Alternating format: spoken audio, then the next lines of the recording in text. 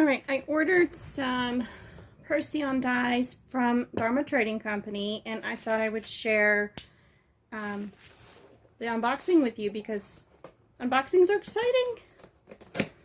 Also, this is the first time I have officially purchased Dyes. I think I got soda ash too. I'm not sure which way to open this. I guess it doesn't matter which end I open.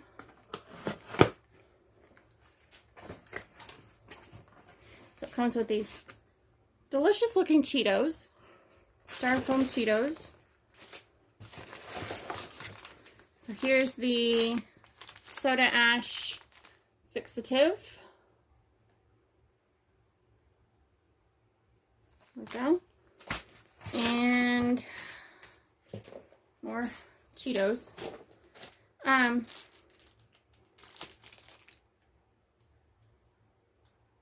it's the first time I've bought Dharma Dyes. Cool. Alright.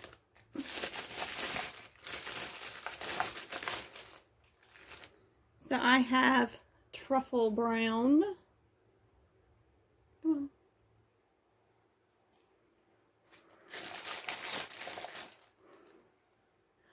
Raspberry.